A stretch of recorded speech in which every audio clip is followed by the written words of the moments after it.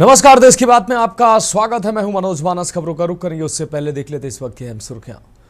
G7 शिखर सम्मेलन के लिए कनाडा पहुंचे पीएम मोदी। विभिन्न नेताओं से की मुलाकात। महत्वपूर्ण वैश्विक मुद्दों पर अपने विचार करेंगे साझा।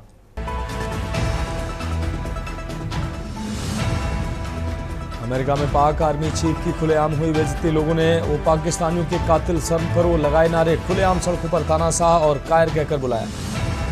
भीषण जंग के बीच इजरायल ने फिर दी ईरान को धमकी। कहा सद्दाम हुसैन जैसा करेंगे खामेनेई का हाल। ईरान में ही लटका कर मारेंगे।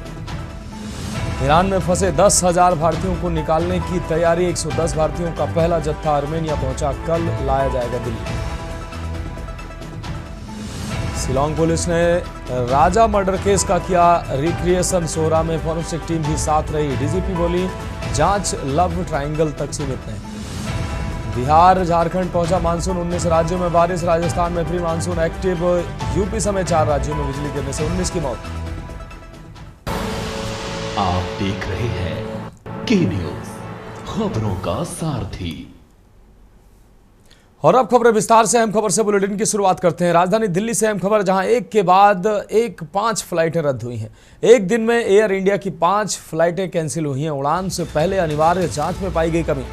अहमदाबाद हादसे से सबक लेकर अनिवार्य रूप से जांच की जा रही है और इस अनिवार्य रूप से जांच में खामियां पाई गई हैं और उसके बाद एक के बाद एक 5 फ्लाइटें रद्द की गई हैं। तो अहमदाबाद हादसे से सबक लेकर अनिवार्य जांच की गई है। दिल्ली से अहम खबर आपको दिखा रहे हैं। एक के बाद एक 5 फ्लाइटों को रद्द किया गया। एक ही दिन में एयर इंडिया की 5 फ्लाइटें कैंसिल हुई हैं। उड़ान से पहले अनिवार्य जांच में कमी पाई गई।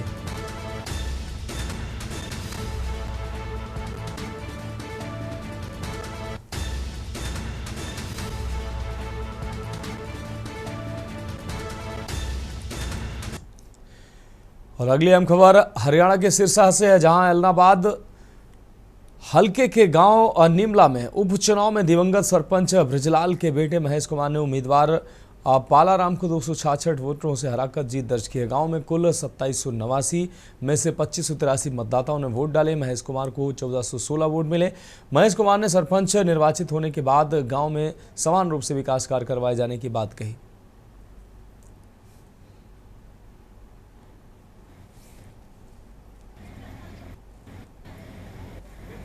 मैं समस्त ग्रामवासियों का बहुत बहुत धन्यवाद करना चाहूँगा जो मुझे आशीर्वाद दिया है, और मैं सभी जो सहयोगी साथी हैं और उनका भी बहुत बहुत धन्यवाद करना चाहूँगा जिन्होंने चुनावी दिनों में जो इतना दम दिखाया है। जो भी और कार्यों में सबसे पहले मैं मेरे पिताजी के जो पद चिन्ह हैं उन पर चलने का काम करूँगा, और गांव का कोई भी विकास कार्य होगा उसमें सभी कोई विकास कार्य होगा या कोई समस्या होगी उसमें सभी ग्रामवासियों को एक साथ लेकर उस समस्या को हल करने का काम करेंगे। और जो उन्होंने आशीर्वाद दिया है उस आशीर्वाद के लिए मैं तहे दिल से सभी ग्रामवासियों का बहुत बहुत धन्यवाद करना चाहूँगा। गांव में जैसे साफ सफाई, शिक्षा, चिकित्सा की मूलभूत समस्याएं होती है, उनको लेकर आप नवनिर्वाचित सरपंच है, क्या प्राथमिकता है? गांव का कोई भी कार्य हो, जैसे शिक्षा, चिकित्सा, खेल, कोई भी कार्य हो, उसमें समस्त ग्रामवासियों को साथ लेकर जो भी सही निर्णय होगा उस पर कार्य करेंगे। बढ़ेंगे अगली खबर की ओर। हरियाणा के यमुनानगर के जगाधारी में स्थित सबरवाल हॉस्पिटल के पीछे डॉक्टर सबरवाल के निवास पर सनसनीखेज वारदात सामने आई है। आपको बता दें, डॉक्टर और उनकी पत्नी अपने घर में बेहोशी की हालत में मिले हैं, जबकि घर की अलमारियां खुली पाई गई। आशंका जताई जा रही कि घर में 2 महीने पहले एजेंसी के माध्यम से आए नेपाली नौकर सुनील ने दंपति को चाय में नशीला पदार्थ पिलाकर बेहोश किया और घर से कीमती सामान और डीवीआर लेकर फरार हो गया। घटना का खुलासा उस समय हुआ जब माली अजय सुबह डॉक्टर को बुलाने पहुंचा और कई बार दरवाज़ा खटखटाने के बावजूद कोई जवाब नहीं मिला। अस्पताल स्टाफ को साथ लेकर जब वह दोबारा घर पहुंचा तो दरवाज़ा तोड़कर अंदर घुसने पर घटना का पता चला। मौके पर पहुंची पुलिस और फॉरेंसिक टीम ने चाय के कप और अन्य सामान को कब्जे में लेकर जांच शुरू की है।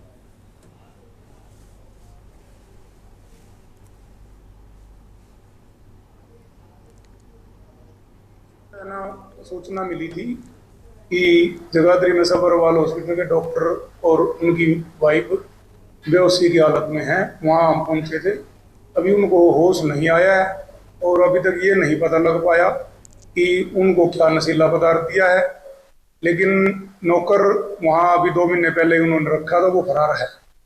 अभी वो क्या लेके गया वो डॉक्टर साहब और उनकी मिसेज जब होश में आएंगे तभी पता लग पाएगा। उसके लिए हमने कई टीमें गठित कर दी हैं। पुलिस अधीक्षक यमुनानगर श्री सुरेंद्र बोरिया जी के दिशा निर्देश पर CIA 1-2 और अन्य टीमें, हमारे थाने की भी 7-8 टीमें तैयार करके उसकी खोजबीन के लिए लगा दी गई है। जल्दी उसको पकड़ लिया जाएगा। यमुनानगर में अंतर्राष्ट्रीय योग दिवस से पूर्व आयोजित योग प्रोटोकॉल प्रशिक्षण शिविर में महिला एवं बाल विकास विभाग की आंगनबाड़ी कार्यकर्ताओं, सुपरवाइजरों और लाभार्थियों ने बढ़ चढ़कर हिस्सा लिया। जिला पार्षद CEO वीरेंद्र ढुल साइकिल से योग शिविर स्थल पहुंचे और बतौर मुख्य अतिथि योगाभ्यास में शामिल हुए। जिला कार्यक्रम अधिकारी तरविंदर कौर ने बताया कि शिविर में toll free miss call number के माध्यम से सभी प्रतिभागियों ने एक साथ पंजीकरण कर एक नई मिसाल पेश की है।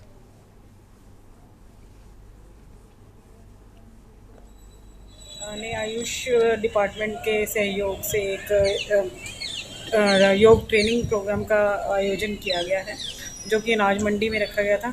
तो हमारे बीच में मुख्य अतिथि CEO जिला परिषद वीरेंद्र ढुल जी हमारे बीच में उपस्थित हुए थे। उन्होंने सभी महिलाओं को, बच्चों को, गर्भवती महिलाओं को, दूध पिलाने वाली बेनिफिशरी जो हमारे हैं उनको भी उन्होंने इसमें भाग लिया है। आंगनवाड़ी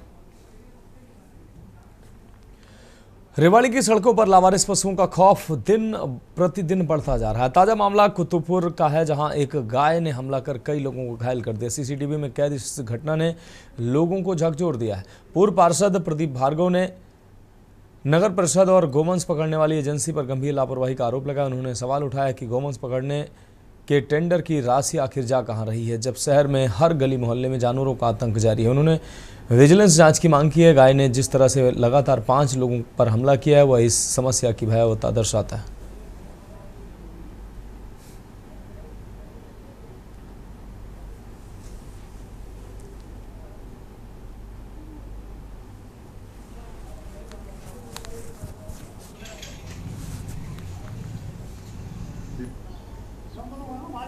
से कर रही थी।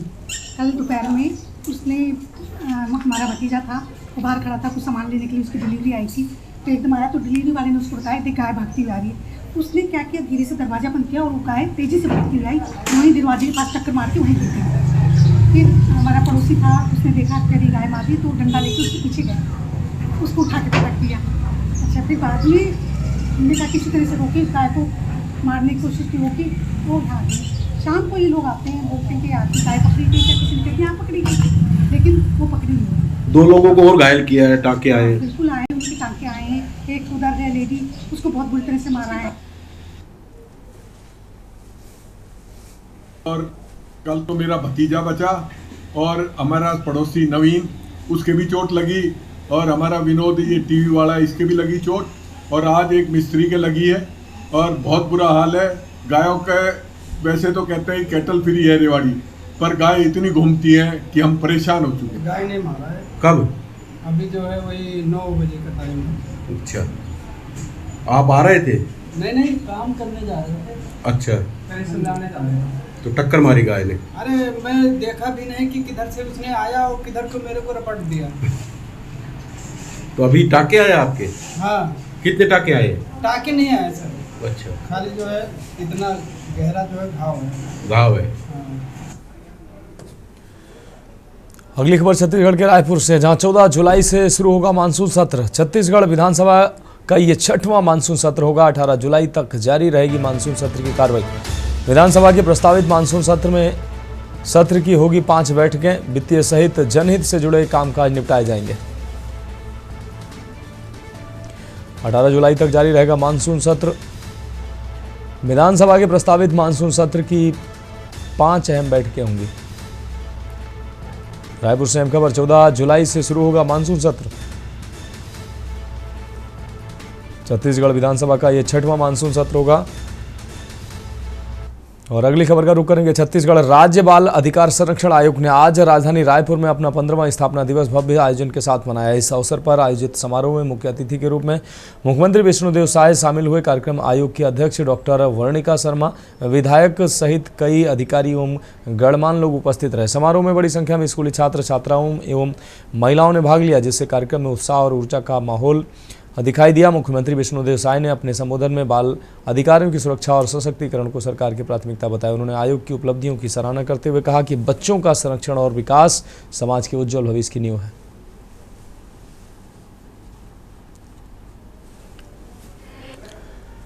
अगली खबर रायपुर से, जहां नौकरी दिलाने के नाम पर 5.38 लाख की ठगी करने वाले आरोपी मुकेश को गिरफ्तार किया गया है। आरोप है कि स्वयं को SCCL में क्लर्क बताकर युवती से शादी के बहाने संपर्क में आया। इसके बाद नौकरी लगवाने का झांसा देकर युवती को ठगी का शिकार बना लिया। रकम हाथ में आने के बाद आरोपी ने अपना फोन बंद कर लिया। इस पर पीड़िता की शिकायत पर आजाद चौक पुलिस ने आरोपी को दबोच लिया है। पुलिस के मुताबिक आरोपी के खिलाफ कार्रवाई जारी है।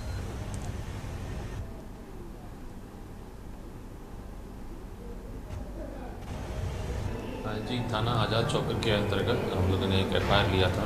प्रार्थिया का कहना था कि एक मुकेश साहू नाम का व्यक्ति है जिससे उनकी मुलाकात हुई थी ऑनलाइन और दोनों के बीच में बातचीत चल रही थी। उसने ये बताया कि वो SCCL में काम करता है और नौकरी दिलाने के नाम पे उसने लगभग 5 लाख रुपए उससे छोटे छोटे किस्तों में लिए थे।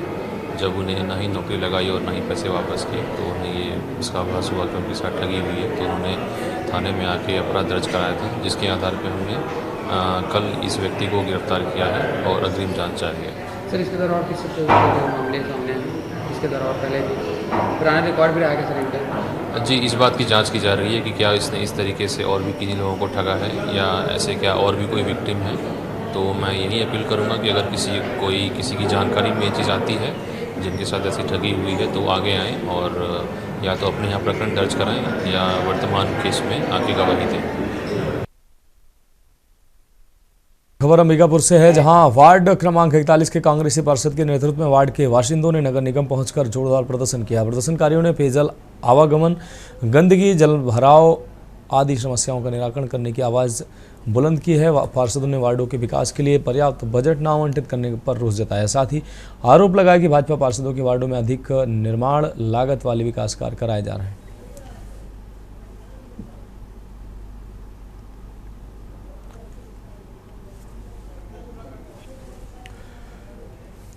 खबर राजनांदगांव से है, जहां आपको बता दें छुईखदान के भोरमपुर गांव में फ्रिज फटने से 52 वर्षीय किसान श्री राम वर्मा की दर्दनाक मौत हो गई। बताया गया कि फ्रिज का दरवाजा खोलते ही जोरदार धमाका होते ही पीड़ित किसान दोनों पैर उखड़ जाने से गंभीर रूप से घायल हो गया।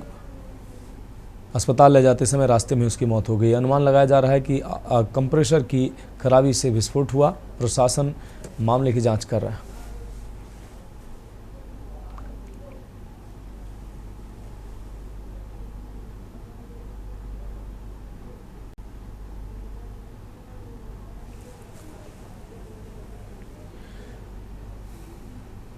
तो देश के बाद में उत्तर प्रदेश की खबरों का रुख करेंगे। राजधानी लखनऊ से अहम खबर है, जहां आप सांसद संजय सिंह ने ऐलान किया है, बिजली कटौती के खिलाफ विरोध प्रदर्शन का ऐलान किया है। बिजली कटौती के खिलाफ प्रदेश व्यापी विरोध प्रदर्शन का ऐलान किया है। आम आदमी पार्टी करेगी प्रदेश व्यापी विरोध प्रदर्शन। 18 जून को सभी जिला मुख्यालयों पर होगा प्रदर्शन। 24 घंटे निर्बाध बिजली उपलब्ध कराए योगी सरकार, संजय सिंह ने यह बात कही।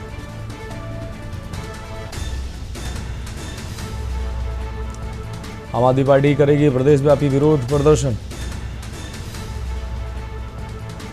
बिजली कटौती के खिलाफ प्रदेशव्यापी विरोध प्रदर्शन। आम आदमी पार्टी करेगी प्रदेशव्यापी विरोध प्रदर्शन, संजय सिंह ने ऐलान किया है। 18 जून को सभी जिला मुख्यालयों पर होगा प्रदर्शन। योगी सरकार 24 घंटे निर्बाध बिजली आपूर्ति कराए, संजय सिंह ने बात कही। तो लखनऊ से अहम खबर, आप सांसद संजय सिंह ने ऐलान किया है।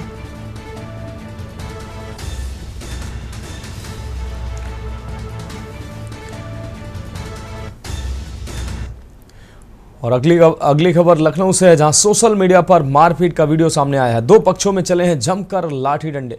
रज्जबगंज मोहल्ले में हुआ दो पक्षों में विवाद। थाना सादतगंज क्षेत्र का ये वीडियो बताया जा रहा है। तो यह अहम खबर आपको दिखा रहे हैं। सादतगंज क्षेत्र का ये वीडियो बताया जा रहा है, जहां दो पक्षों में जमकर मारपीट हुई। आप देख सकते हैं तस्वीरों में, सोशल मीडिया पर मारपीट का ये वीडियो सामने आया है। दो पक्षों में चले जमकर लाठी डंडे। रजबगंज मोहल्ले में हुआ दो पक्षों में विवाद।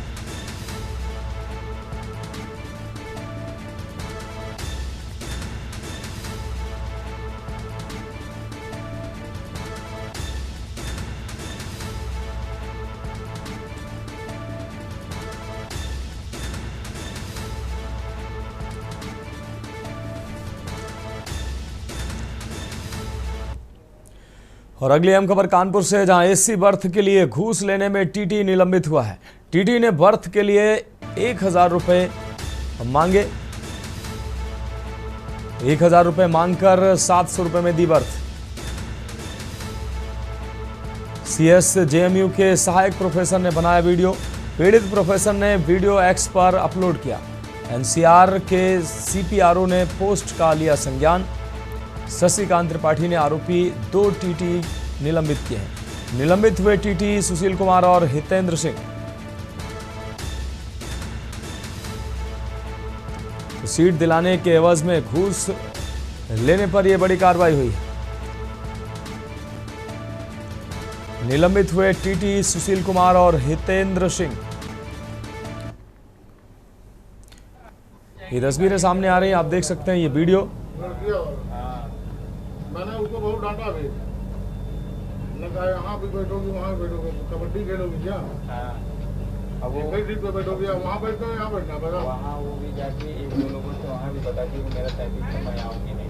मांगने के आरोप में 2 टीटी को एनसीआर पीआरओ ने निलंबित कर दिया है। आपको बता दें कि कानपुर सेंट्रल स्टेशन में बीती रात डॉक्टर विशाल वर्मा कानपुर सेंट्रल स्टेशन से मेरठ के लिए सफर कर रहे थे। उसी दौरान उनकी टिकट कंफर्म नहीं हो पाई थी। उसी बीच टीटी से मुलाकात होती है। टीटी उनसे बातचीत करते हैं और कहते हैं कि मैं आपको सीट दिला दूंगा। उस सीट के नाम पे 700 रुपए उनसे मांगते। इसी बीच विशाल जी ने उनकी वीडियो बना लेते। वीडियो उन्होंने रेलवे मंत्रालय में ट्वीट कर दिया। ट्वीट के आधार पर रेलवे प्रयागराज एनसीआर शशिकांत त्रिपाठी ने दोनों टीटीओ को निलंबित कर दिया है। कानपुर से के न्यूज के लिए मोहित पांडे, कानपुर। फिलहाल देश की बात में वक्त एक ब्रेक का है, जल्द हाजिर होंगे। आप देख रहे हैं के न्यूज, खबरों का सारथी। ब्रेक के बाद देश की बात में एक बार फिर से आपका स्वागत है। बढ़ेंगे अगली खबर की ओर। खबर राजधानी लखनऊ से है, जहां डीजी जेल पीसी मीना ने लखनऊ जिला कारागार और आदर्श कारागार एवं नारीबंदी की निकेतन का निरीक्षण किया। निरीक्षण में जिला कारागार लखनऊ पहुंचे, जहां एक्सरे, वैगेज स्कैनर, वीडियो कॉल, माफ कीजिएगा, वीडियो ऑल, मुलाकात कक्ष, अस्पताल, भंडारा, ई प्रिजन प्रणाली, हेल्थ एटीएम, पीसीओ तथा महिला अहाते का गहन निरीक्षण किया और निरीक्षण में व्यवस्था संतोषजनक पाई गई। इसके बाद मॉडल जेल लखनऊ में संचालित प्रिंटिंग प्रेस, पावर लूम तथा कागज उद्योग की कार्यप्रणाली की समीक्षा की गई और मशीनों के आधुनिकीकरण और उत्पादन की गुणवत्ता बढ़ाने हेतु आवश्यक दिशा निर्देश दिए गए। इसके साथ ही गौशाला का निरीक्षण कर गौवंशों की देखरेख की व्यवस्था पर की है। डीजी ने कारागारों में संचालित विभिन्न नवाचारों एवं सुधारात्मक प्रयासों की सराहना करते हुए व्यवस्थाओं को और अधिक सुदृढ़ व मानवीय बनाने के निर्देश दिए।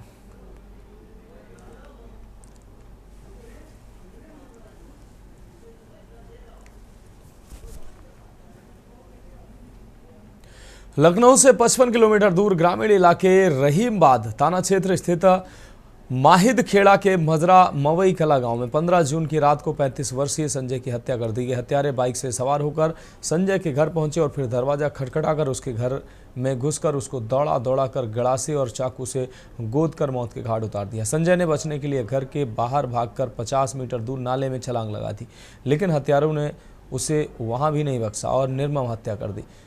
छानबीन में जुटी रहीमाबाद पुलिस ने हत्या में शामिल फरार सुनील और उसके बेटे दिव्यांश को गिरफ्तार किया है। पुलिस का कहना है कि सुनील की पत्नी मीरा से संजय के अवैध संबंध थे। कुछ साल पहले मीरा अपने पति सुनील और दिव्यांश को छोड़कर लखनऊ के मुंशीपुलिया स्थित किराए के मकान में संजय के साथ रह रही थी। इस बात से मीरा का पति सुनील और बेटा दिव्यांश दोनों आहत थे। दिनांक 15/16 कि देर रात में थाना रहीमाबाद में एक खबर आई कि गांव हामिद खेड़ा के मवई कला लगभग 40 वर्षीय उम्र के संजय कुमार की धारदार हथियार से हत्या कर दी गई है। इस सूचना पर प्रभारी निरीक्षक उच्च अधिकारीगण के द्वारा जाकर घटनास्थल का निरीक्षण भी किया गया। साथ ही मृतक की जो मां है उनकी तरफ से प्राप्त तहरीर के आधार पर सुसंगत धाराओं में अपराध पंजीकृत किया गया, जिसमें 2 अज्ञात अभियुक्तों के द्वारा घटना कारित किए जाने का उल्लेख था। आज इस घटना का सफल अनावरण करते हुए 2 अभियुक्तों की जो गिरफ्तारी हुई है। लखनऊ में चोरों ने चिन्हट स्थित एक प्लाईवुड के बिजनेसमैन के घर लाखों के कीमत के जेवर और नकदी चुरा लिए। आपको बता दें, घटना के वक्त पूरा परिवार अपने पैतृक गांव जौनपुर गया हुआ था। गांव से लौटने पर परिजनों को घटना की सारी जानकारी हुई। चोर पीड़ित के घरों के आसपास लगे सीसीटीवी में कैद हुए और पुलिस पीड़ित की शिकायत पर घटना की जांच पड़ताल कर रही है। चिन्हट के शिवपुरी निवासी बिजनेसमैन अभिनव आनंद ने बताया कि वह 12 जून को सुबह 11 बजे जौनपुर गाँव गए हुए थे। 4 दिन बाद को घर लौटने पर देखा कि खिड़की टूटी थी। अंदर जाकर देखा तो घर का सामान बिखरा पड़ा था और अलमारियां टूटी थी। जांच पड़ताल में सामने आया कि चोर घर की बाउंड्री फांद कर आए, जिसके बाद घर की खिड़की तोड़कर अंदर घुसे। अलमारी में रखे 20 लाख कीमत के जेवर और 3 लाख रुपए नगद चुरा ले गए। पीड़ित का कहना है कि चोरी की जानकारी होने पर 100 नंबर फोन पर पीड़ित पुलिस को सूचना दी। मौके पर पहुंची पुलिस ने जाँच शुरू की है।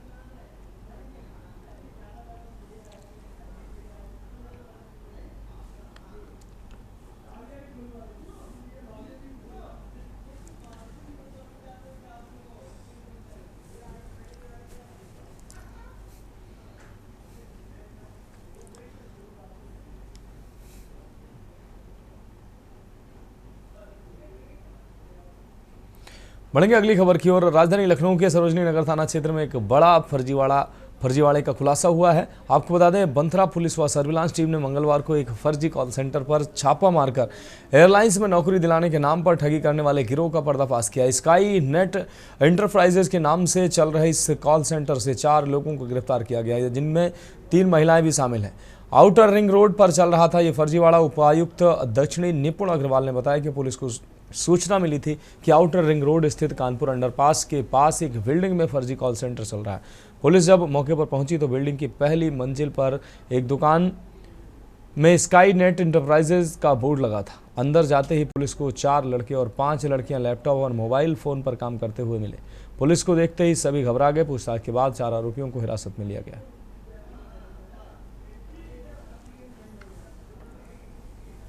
ये साउथ जोन लखनऊ कमिश्नरेट की पुलिस को एक सफलता मिली है, जिसने सरोजनी नगर थाना क्षेत्र बंथरा थाना क्षेत्र में 2 फर्जी कॉल सेंटर्स का पर्दाफाश करा है। इसमें हमने टोटल 9 लोग की गिरफ्तारी करी है, जो कि पब्लिक को फ़ोन करके उनको नौकरी दिलाने के नाम पे ठगा करते थे और उनसे रकम वसूला करते थे। इनके पास से हमको भारी मात्रा में लैपटॉप्स, मोबाइल फ़ोन्स, फर्जी नियुक्ति पत्र और पैन कार्ड मिले हैं। और जितने भी खातों के बारे में पता लग रहा है वो सब फर्जी आईडी पे होते थे और जिस सिम कार्ड से और फ़ोनों से कॉल करा करते वो भी फर्जी आईडी पे लिए जाते थे।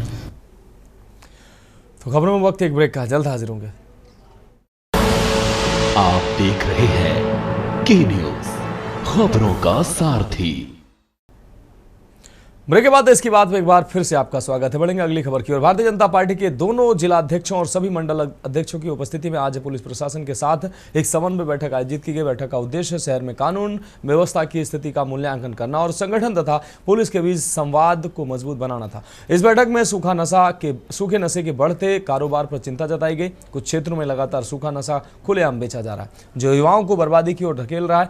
इस पर सख्त रुख अपनाते हुए पुलिस कमिश्नर ने निर्देश दिए कि ऐसे इलाकों की पहचान कर टीम गठित की जाए और संबंधित थाना व चौकी प्रभारियों को 1 सप्ताह का नोटिस दिया जाए। अगर तय समय में नशा बिक्री नहीं रुकी तो विशेष टीम मौके पर जाकर कार्रवाई करेगी और लापरवाही बरतने वाले थाना अध्यक्ष और चौकी इंचार्ज के खिलाफ सख्त अनुशासनात्मक कार्रवाई कदम उठाए जाएंगे। बैठक में यह भी निर्णय लिया गया कि पार्टी कार्यकर्ता और पदाधिकारी नशा संबंधी शिकायतों की सूचना सीधे जिला अध्यक्ष, विधायकों या उच्च अधिकारी को दें।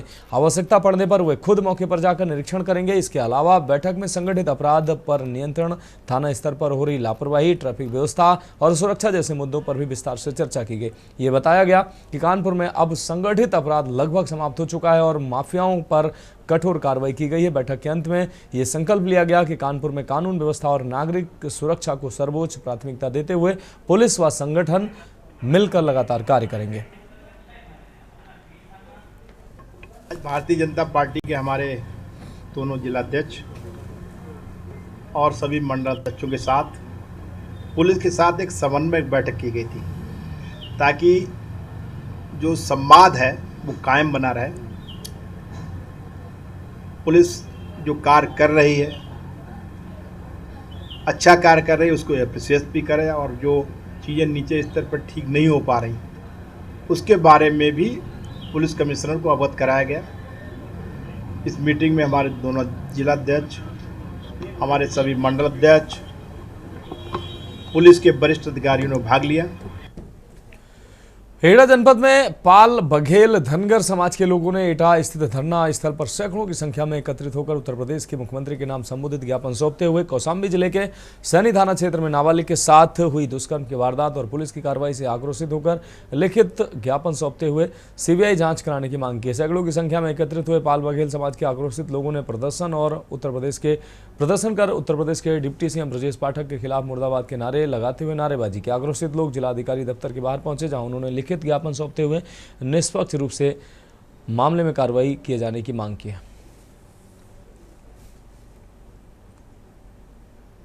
के द्वारा एक ज्ञापन दिया गया है। उनके मेन मांग है कि उनका जो मानदेय है वो बढ़ाया जाए और भी उनकी मांगे हैं तो हम जो है वो तहसील के माध्यम से उसको ऊपर तक उनकी जो वो है पहुंचा दिया जाए।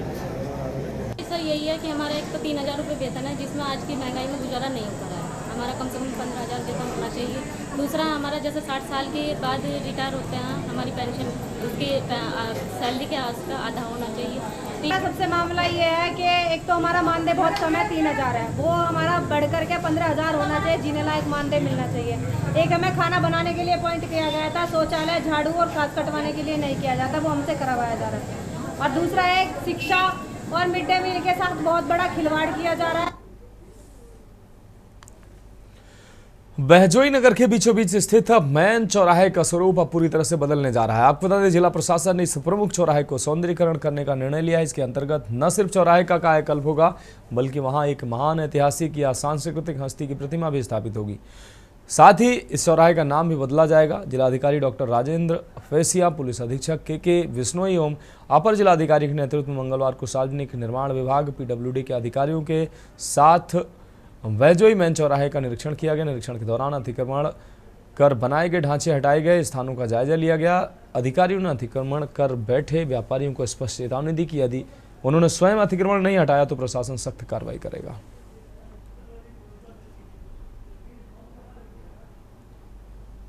यहाँ NH की 200 मीटर लंबाई 2 वर्षों से रुकी हुई थी।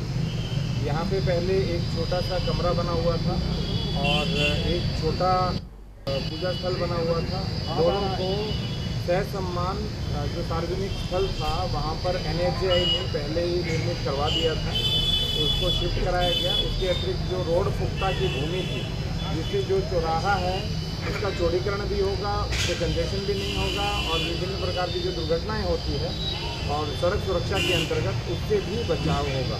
तो चौराहे का कोई नया नाम रखने की बात आ रही है? अभी ऐसी कोई योजना नहीं है। यदि होगा तो नगर पालिका परिषद अपनी बोर्ड से पारित करके आपको अवगत करवा देगी।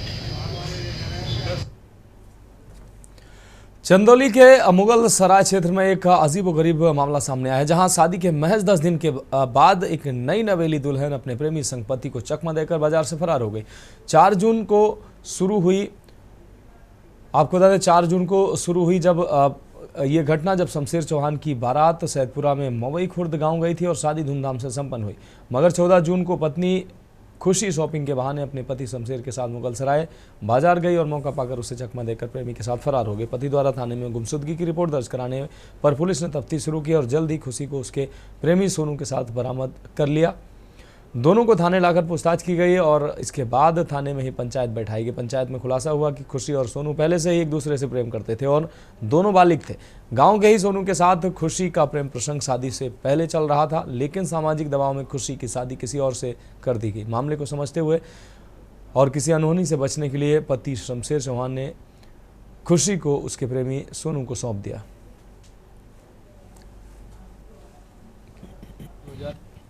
थाना जयपुरा निवासी शमशेर चौहान द्वारा एक तहरीर दी गई, जिसमें इनके द्वारा अंकित किया गया था कि इनकी शादी 4 जून 2025 को थाना अलीनगर क्षेत्र के मवई खुर्द निवासी खुशी के साथ हुई तथा दिनांक 14 जून को ये लोग बाजार करने के लिए मुगलसराय क्षेत्र में आए। एटा जिले के जेथरा क्षेत्र के धुमरी स्थित बारात घर में शादी समारोह के दौरान डीजे बज रहा था। इसी बीच डीजे पर गाना बजाने को लेकर बारातियों और घरातियों में कहासुनी हो गई। विवाद इतना बढ़ गया कि दोनों पक्षों में जमकर लात घुसे चल गए। सूचना मिलते ही तत्काल धुमरी चौकी पुलिस तत्काल मौके पर पहुंची और आपस में झगड़ रहे 14 लोगों को हिरासत में ले लिया। पुलिस ने गिरफ्तार 14 बारातियों को शांति भंग के आरोप में पाबंद कर उप जिलाधिकारी अलीगंज के न्यायालय के समक्ष पेश किया। बाराती आए तो थे कोट पैंट और शेरवानी पहने। झगड़े के बाद वो हवालात पहुंच गए।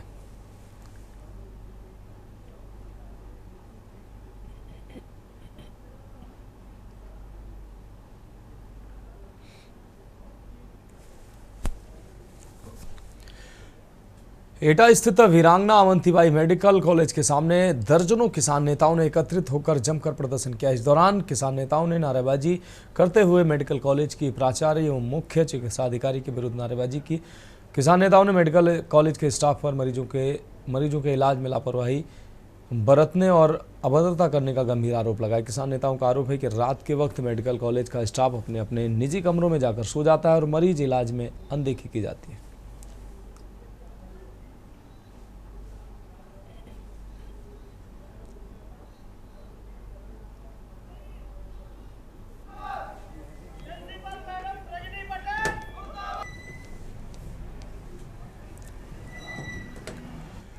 खबर नोएडा से, जहां फेज 2 थाना क्षेत्र के आपको बता दें इलाहाबाद गांव में नोएडा अथॉरिटी के हड़ताली सफाई कर्मियों की गुंडई सामने आई है। करीब 1 दर्जन हड़तालियों ने लाठी डंडों से लैस होकर सफाई कार्य कर रहे कर्मचारियों पर हमला कर दिया। मारपीट की पूरी घटना सीसीटीवी में कैद हुई। पीड़ित सफाई कर्मी एजीएन वायरो कंपनी में चालक पद पर कार्यरत है। मामले की शिकायत मिलने पर पुलिस ने 3 आरोपियों को गिरफ्तार किया।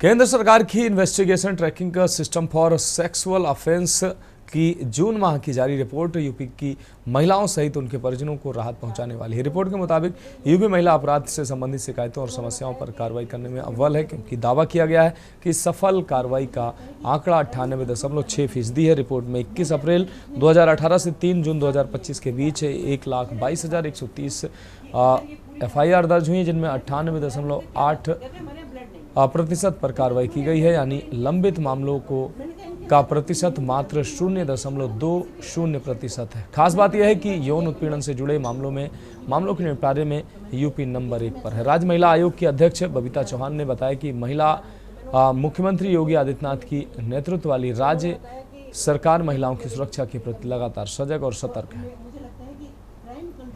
बिल्कुल सही, क्योंकि आज मैंने पढ़ा और मुझे बहुत ही खुशी का अनुभव हुआ ये सब देख के, क्योंकि मैं इसके लिए तो सबसे पहले धन्यवाद देना चाहूँगी अपने माननीय मुख्यमंत्री जी को, कि जिनके नेतृत्व में उत्तर प्रदेश में आज महिलाएं अनुभव कर सकती हैं कि वो कितनी सुरक्षित हैं, कितनी खुश हैं। तो आज मैंने पेपर में देखा कि 98.60 के आंकड़े हैं और देश के सबसे बड़े आंकड़े हैं, जिसमें महिलाओं के सारे केसों को निस्तारण किया गया है, महिलाओं की सुनवाई से संबंधित सारी चीज़।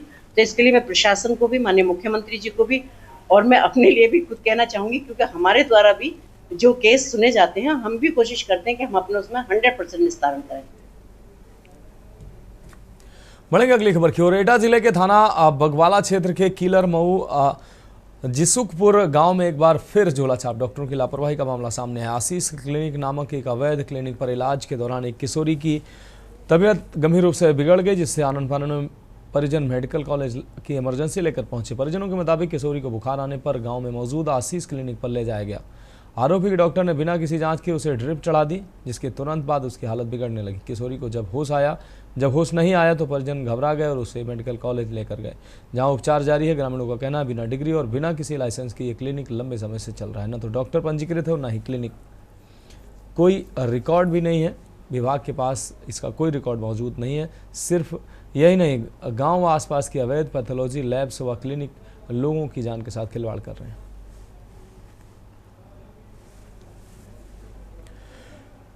एटा जिले के मिरहच्ची में थाना क्षेत्र के नगला कन्हई में डीजे की धूम के बीच कलश विसर्जित कर लौट रहे यात्रा में गाना बजाने को लेकर ग्रामीणों में मारपीट हुई। जमकर लात घूंसे चले और मारपीट हुई। सूचना मिलते ही पुलिस मौके पर पहुंची और मारपीट में 2 लड़कियां घायल हुई। पुलिस ने घायल किशोरियों का मेडिकल परीक्षण करवाया और एटा स्थित वीरांगना अवंतीबाई मेडिकल कॉलेज में भर्ती कराया, जहां उनका उपचार चल रहा है।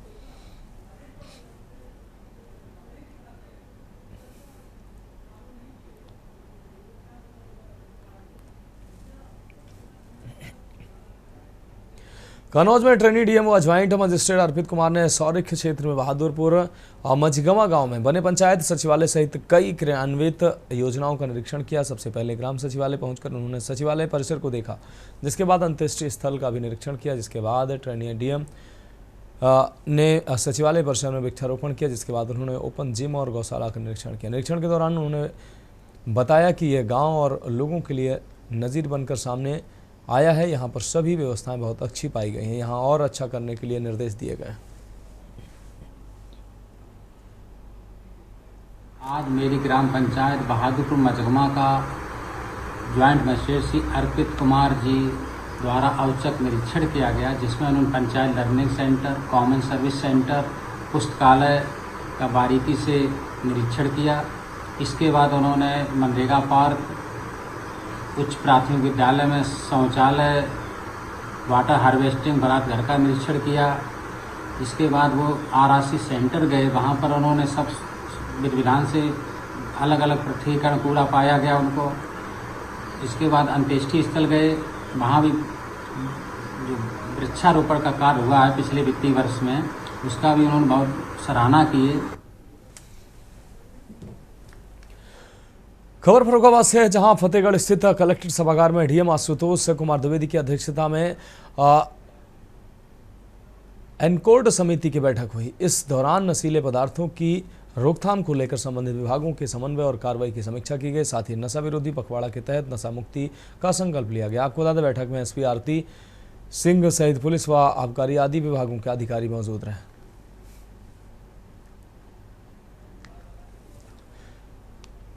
अगली खबर भी फर्रुखाबाद से है, जहां एक निजी बस मालिक अपनी गाड़ी को रंग रोगन के जरिए रोडवेज बस का रूप देकर शासन को राजस्व क्षति पहुंचा रहा था। आज चेकिंग के दौरान बस पर नजर पड़ते ही आरटीओ प्रवर्तन सुभाष चंद्र राजपूत ने बस संख्या यूपी 14 HT 3780 को रोककर जांच पड़ताल शुरू की। बस का रंग, डिजाइन और लिखावट यूपी रोडवेज बस से मिलती जुलती देखकर पहले तो आरटीओ भ्रमित हो गए, लेकिन पहले से कराई गई निजी जाँच पड़ताल में कन्नौज की तर्ज पर गड़बड़ी की पुख्ता जानकारी होने पर उन्होंने अभिलेख खंगाले तो सच्चाई सामने आ गई। आरटीओ ने बस सीज कर 48,512 रुपये का जुर्माना लगाया है। साथ ही यूपीएसआरटीसी के ARM को FIR दर्ज करने के आदेश दिए।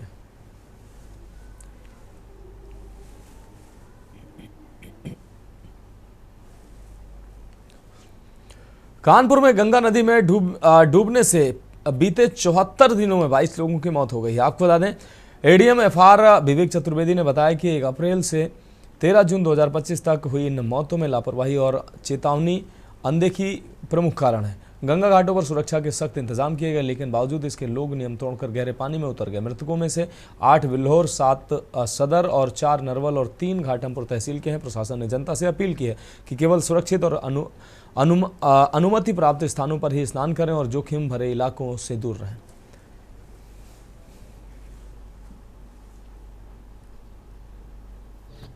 ये जो दुर्घटनावश लोगों के डूबने से मृत्यु हो जाती है, जिससे जो भी नदी है, चाहे गंगा नदी हो, चाहे यमुना जी हो या कोई भी और नदी हो, जिसमें डूबने के कारण से ये अब तक कुल इस वित्तीय वर्ष में करीब 22 लोग ऐसे हैं जिनकी संख्या।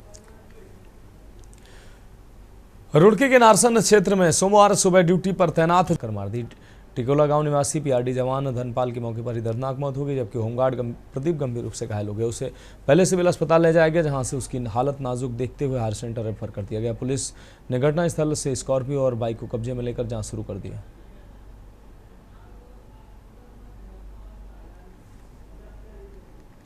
थाना मंगलौर के नारसन में एक स्कॉर्पियो गाड़ी से हमारे जो ड्यूटी में 2 जवान थे, एक PRD से थे, एक होमगार्ड से थे, उनकी हेड टू हेड टक्कर लगी है, जिसमें जो हमारे पीआरटी के जवान थे जो गाड़ी चला रहे थे उनको बहुत इंजरी आई थी, तो हॉस्पिटल ले जाते समय ऑन द वे उनकी डेथ हो गई। डॉक्टर्स ने ब्रॉड डेड माना और होम गार्ड अभी अंडर ट्रीटमेंट है, उनको भी कुछ चोटें हैं लेकिन वो खतरे से बाहर है। जो गाड़ी जिससे हिट हुआ उसको पकड़ लिया है, उसके मालिक के बारे में जानकारी ले ली गई है, बाकी आगे जो लीगल कार्रवाई वो की जा रही है। बढ़ेंगे अगली खबर की ओर। पौड़ी जिले के जिलाधिकारी डॉक्टर आशीष चौहान की अध्यक्षता में यमकेश्वर विधानसभा क्षेत्र के तहसील यमकेश्वर के अंतर्गत गीता आश्रम परिसर में तहसील दिवस का आयोजन किया गया। तहसील दिवस पर कुल 9 शिकायतें दर्ज हुई, जिनमें से 4 का मौके पर निस्तारण किया गया। बाकी शेष पर संबंधित अधिकारियों को एक पखवाड़े के भीतर निस्तारण के निर्देश दिए गए। मंगलवार को आयोजित तहसील दिवस में ग्राम पंचायत घायखाल के मनोज नेगी ने अपनी फरियाद में कहा कि तहसील यमकेश्वर के टोक टिकेड़ा गौरी खेत में बिजली खंभों की स्थिति जर्जर हो चुकी है, जिस पर जिलाधिकारी ने अधिशासी अभियंता यूपीसीएल को प्राथमिकता के आधार पर मामले को निस्तारित करने के निर्देश दिए।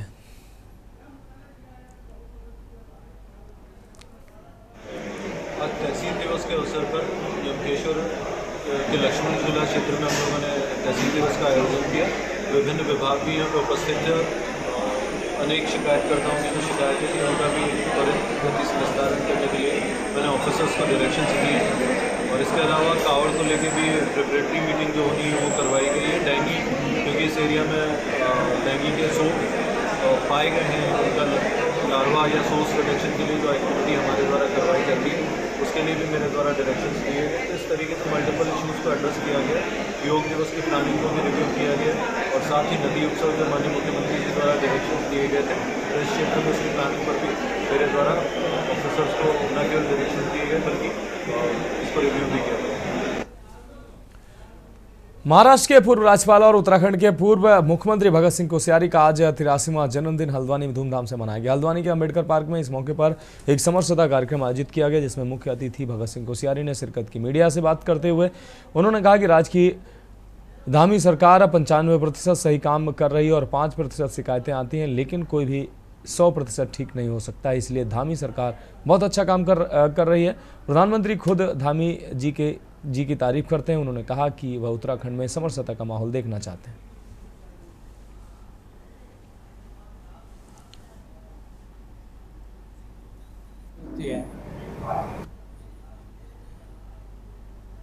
मुझे करने वाले 5% मिलेंगे तो ठीक दिशा में जा रही है, ऐसा कहने वाले 95% मिलते हैं।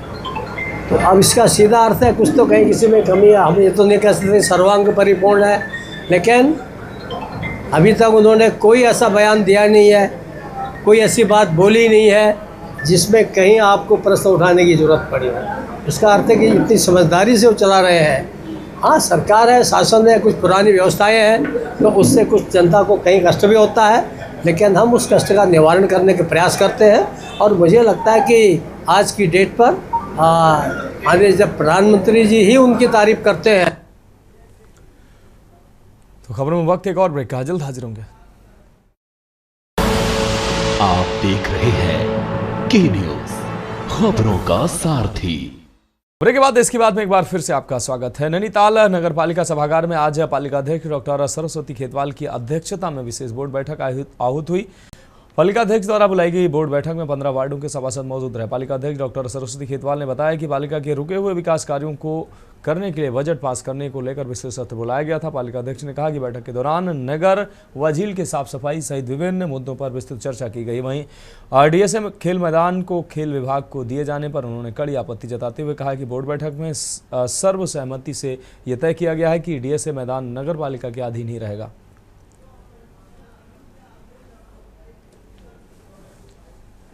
करने के लिए हमने, और साथ में हमारा एक मुद्दा चल रहा है फ्लैट्स का, तो जिसमें खेल विभाग ज़बरदस्ती उसमें हस्तक्षेप कर रहा है अपना, तो उसके विषय में भी हमने सबकी राय ली अपने मेंबर्स की कि क्या होना चाहिए इसमें, फ्लैट्स किसके पास रहना चाहिए। हमारे सर्वसम्मति से पास हुआ कि फ्लैट हमारे पास रहना चाहिए, नगर पालिका के पास में। अब ये तो ज़बरदस्ती वहाँ पर अपने बोर्ड लगा रहे हैं, अपने काम कर रहे हैं, और टूर्नामेंट कर रहे हैं और उनसे किराया भी वसूल रहे हैं जिनसे टूर्नामेंट करा रहे हैं, और 6,000 रुपये इन्होंने अभी उन लोगों से लिए हैं और जो हमारे पास प्रूफ है उसका, और इसको जाके हम आगे कोर्ट की तरफ, न्यायालय की तरफ जाने की सोच रहे हैं। पता करने का कर लिया है, हाँ कई कर भी रहे हैं, वो अपने आप में कर रहे हैं, लेकिन हमारे संज्ञान में कुछ नहीं होता है और न हमें पूछा जाता है, जबकि अभी तक फ्लैट हमारे पास है। हल्द्वानी के कटघरिया क्षेत्र में उस वक्त हड़कंप मच गया जब एक निर्माणाधीन परिसर की छत भरभरा कर गिर गई। इस घटना में 2 मजदूर गंभीर रूप से घायल हो गए, जिनको अस्पताल में भर्ती कराया गया। बताया जा रहा है कि आज सुबह कटघरिया में एक कॉम्प्लेक्स में छत डालने का काम चल रहा था। इसी दौरान अचानक छत की शटरिंग कमजोर होने की वजह से पूरा लेंटर भरभरा कर नीचे आ गया, जिसमें 2 मजदूर दब गए, जिनका किसी तरह निकालकर अस्पताल पहुंचाया गया। वहीं परिसर में हुए इस हादसे के बाद से प्राधिकरण के ऊपर कई सवाल खड़े हो रहे हैं। क्षेत्र में एक निर्माण कॉम्प्लेक्स जिसमें कि लेंटर डालने का कार्य किया जा रहा था, वह अचानक ढह गया, जिसकी चपेट में 2 लेबर आई थी, जिनको हॉस्पिटल भिजवाया गया। वो दोनों खतरे से बाहर हैं, ठीक है। पुलिस द्वारा उसको फिलहाल सील कर दिया गया है और ये कैसे ढहा, क्यों ये घटना हुई, इसकी जांच की जा रही है। 1.5 घंटा पहले यहाँ पे ये कॉम्प्लेक्स का छत डल रही थी और उतने में क्या हुआ कि नीचे इनको लगा कि कमज़ोर हो गया है बेस, तो ये नीचे दो लेबरों को इन्होंने नीचे बेस को देखने के लिए भेजा। उतने में ही ये पूरा कॉम्प्लेक्स जो है नीचे आ गया और नीचे आने से वो 2 लेबर दब गए। अभी सडनली हमने देखा तो हमने उनको निकाला और निकाल के सीधे हॉस्पिटल भिजवाया। अभी तो जिला अस्पताल में वो भर्ती है। उत्तराखंड हाईकोर्ट में हल्द्वानी स्थित मुखानी चौराहे के फ्लाईओवर निर्माण के मामले में दायर जनहित याचिका पर सुनवाई हुई है। मामले की सुनवाई के बाद कोर्ट की खंडपीठ ने एग्जीक्यूटिव इंजीनियर को एक सप्ताह में अभी तक की प्रगति रिपोर्ट पेश करने के निर्देश जारी किए हैं। मामले की सुनवाई के लिए कोर्ट ने 1 सप्ताह बाद की तिथि नियत की। अधिवक्ता दुष्यंत मैलानी ने कोर्ट को अवगत कराया कि हल्द्वानी के मुखानी चौराहे में आए दिन लगने वाले जाम को देखते हुए 2018 में यहां पर फ्लाईओवर बनाने के सुझाव के बाद प्रशासन द्वारा लाखों रुपए खर्च कर इसका सर्वे कराया गया। कई वर्ष बीत जाने के बावजूद इसके अभी तक राज्य सरकार द्वारा इसकी रिपोर्ट पेश नहीं की गई है। हल्द्वानी निवासी पूरन चंद्र जोशी की ओर से वर्ष 2018 में उत्तराखंड उच्च न्यायालय में जनहित याचिका दायर कर कहा था कि कालाढूंगी रोड पर खासकर मुखानी चौराहे पर आए दिन जाम की स्थिति बनी रहती है। इससे स्कूल, ऑफिस समेत अन्य जरूरी कार्य के लिए इस मार्ग से आने जाने वालों का अधिकांश समय जाम में व्यतीत हो जाता है।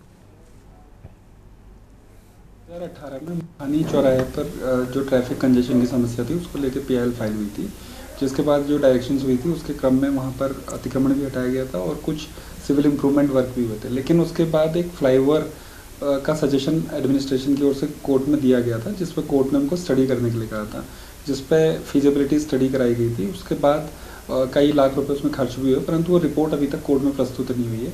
तो कोर्ट ने एग्जीक्यूटिव इंजीनियर को डायरेक्ट किया है कि वो इससे रिलेटेड जो भी प्रोग्रेस हुई है मुखानी चौराहे के संबंध में वो 1 सप्ताह में हाईकोर्ट में फाइल करें। फिलहाल तो इसकी बात में अभी के लिए मेरे साथ इतना ही। मुझे दीजिए इजाजत और आप देखते रहिए के न्यूज़ इंडिया। आप देख रहे हैं के न्यूज़, खबरों का सारथी।